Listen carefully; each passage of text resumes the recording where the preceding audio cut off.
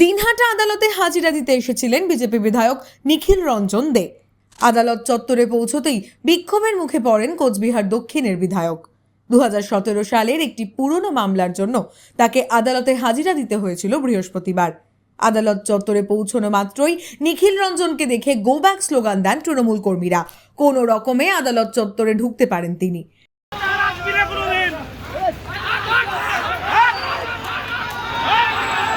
সেখান থেকে বেরোনোর সময় উত্তপ্ত হয়ে পড়ে পরিস্থিতি। বিজেপি বিধায়ককে আরও একবার ঘিরে ধরে বিক্ষোভ দেখাতে শুরু করেন তৃণমূল কর্মীরা।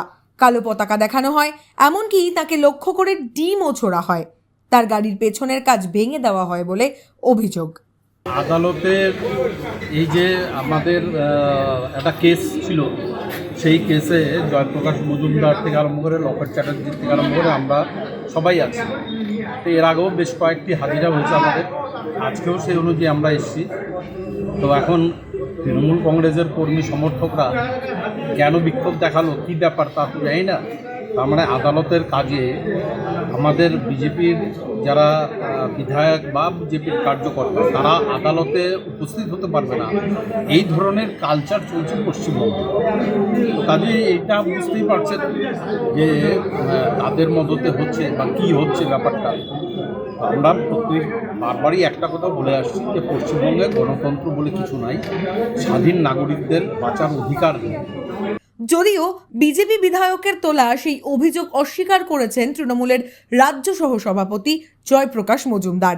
তার পাল্টা দাবি, সাধারণ মানুষজন স্বতঃস্ফূর্তভাবে বিক্ষোভ দেখিয়েছেন, এই ঘটনার সঙ্গে তৃণমূলের কেউ জড়িত নয়। নিখিলবাবু তো এমএলএ, তো বিধায়ক, তো গণতন্ত্রের পরিবেশ না হলে তিনি জিতলেন কি করে? তাহলে তার যে জয় হয়েছে সেটা তিনি মানুষ দ্বারা ভোটে তাকে জিতিয়েছে এটা বলতে চাইছেন না? এটা তো খুব সহজ কথা। কোথাও বিজেপি জিতেছে, কোথাও বেশিরভাগ জায়গায় তৃণমূল জিতেছে, মানুষ যাকে চেয়েছে। কিন্তু আজকের যে বিক্ষোভ সেটা স্বতঃস্ফূর্ত মানুষের বিক্ষোভ।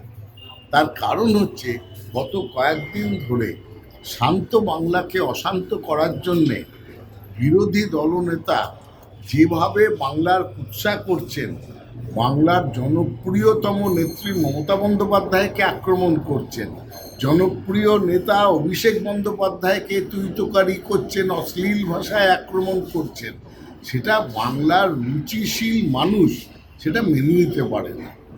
তাই জন্যে সাধারণ মানুষের স্বতঃস্ফূর্ত প্রতিবাদের সম্মুখীন হতে হয়েছে নিখিলবাবুকে। নিখিলবাবুকে এই বাস্তবটা মেনে নেওয়া প্রয়োজন বলে আমি মনে করি। 2017 দিনহাটায় দলীয় সভা করতে গেছিলেন নিখিল রঞ্জন দে ও লকেট চট্টোপাধ্যায়।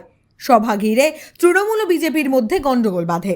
এরপরই দিনহাটা থানায় দুজনের নামে মামলা করে তৃণমূল। সেই মামলার হাজিরা দিতেই বৃহস্পতিবার গেছিলেন বিধায়ক।